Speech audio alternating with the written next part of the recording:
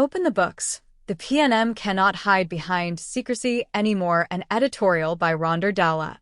There comes a point when we don't have to tell you is no longer an answer. There comes a point when political secrecy stops looking like privacy and starts demanding public scrutiny. And when a high court judge says there was sufficient evidence to support a reasonable suspicion concerning the source of wealth connected to a political party's multi-million-dollar headquarters, Trinidad and Tobago has reached that point.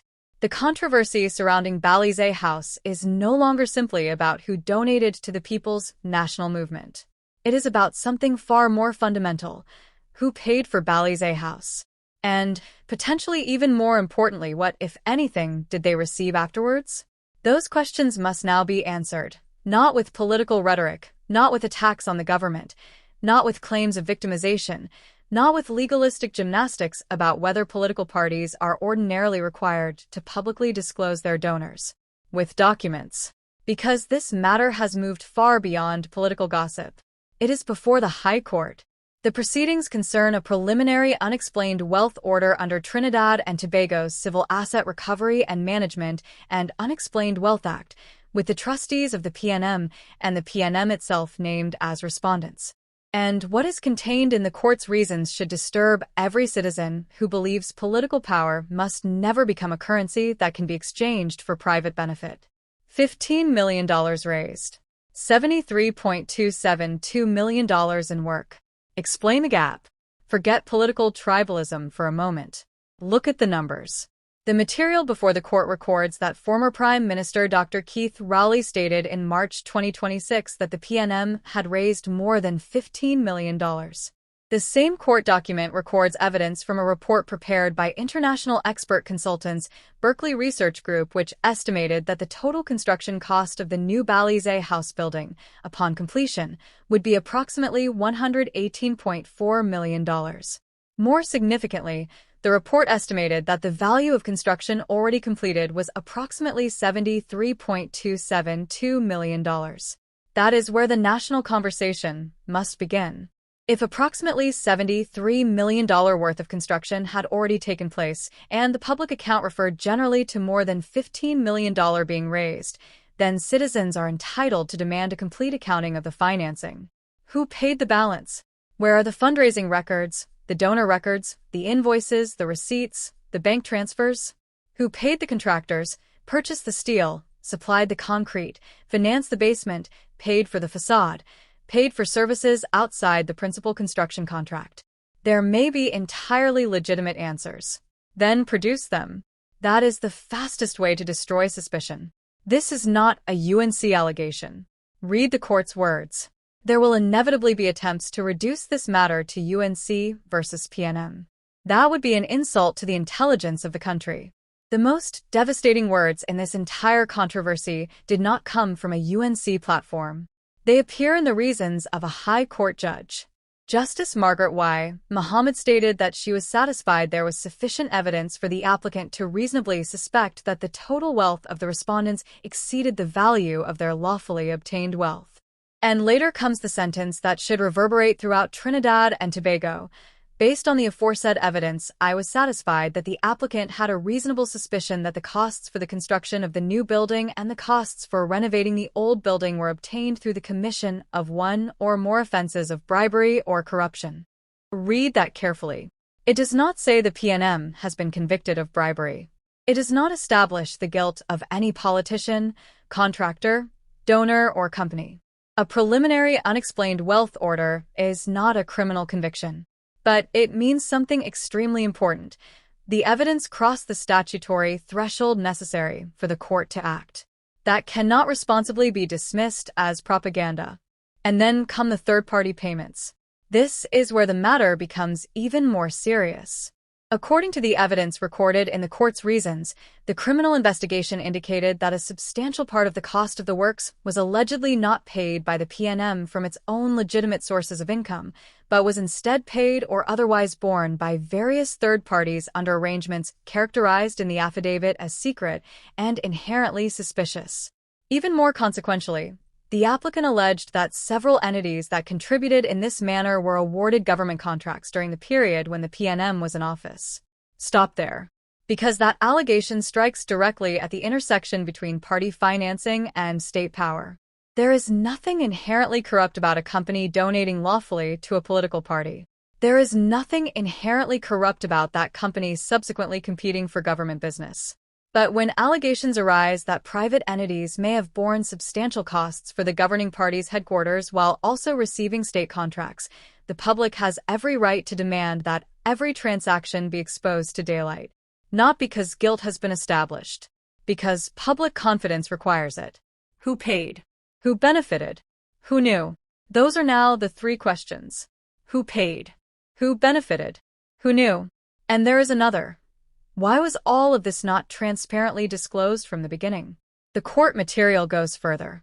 It records payments associated with the construction from P&M accounts and its Tranquility Fund, but also identifies payments attributed to third parties. If those payments were legitimate donations, say so.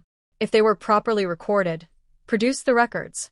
If they were declared internally, produce the documentation. If there was absolutely no relationship between those contributions and subsequent government contracts, establish that through the paper trail. But the age of "we don't have to tell you" must end here, because legality and accountability are not always identical. A loophole in political financing disclosure cannot become a moral license for secrecy. Then there is the Woodgreen question.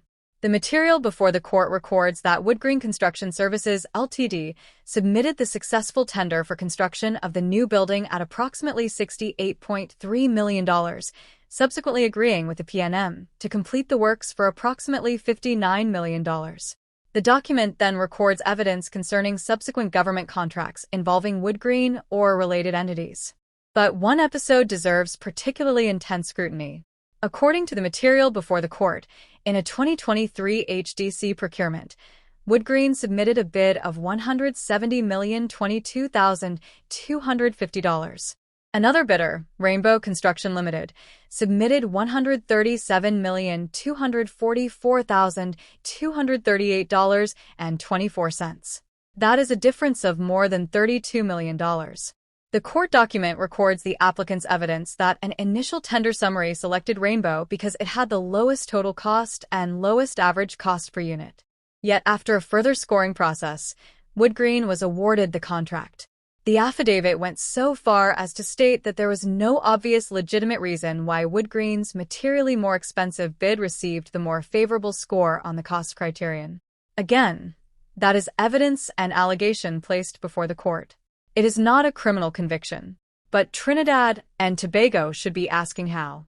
How does the more expensive bid receive the more favorable cost score? Explain it. Publish the evaluation. Publish the scoring methodology. Publish the procurement record. Let sunlight settle the matter. Political financing cannot be a secret pipeline into public procurement.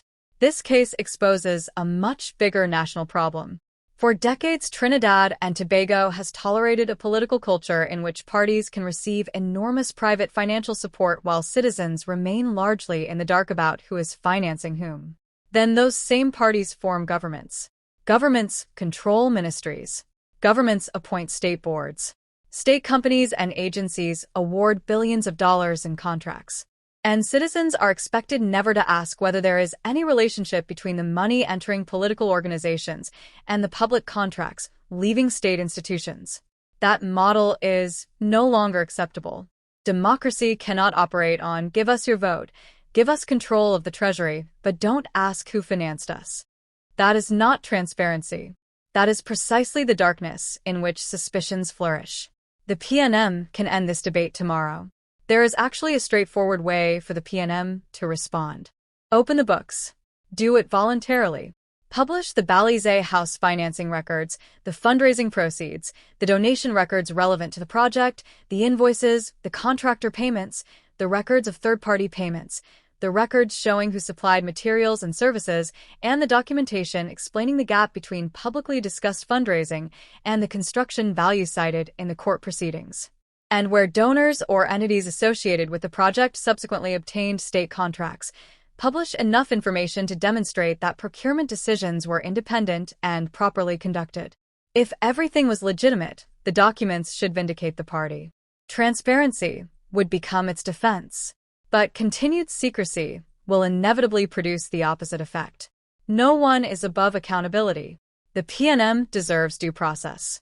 So does every company and individual named in these proceedings. No newspaper, government, opposition party, or citizen should substitute allegation for conviction.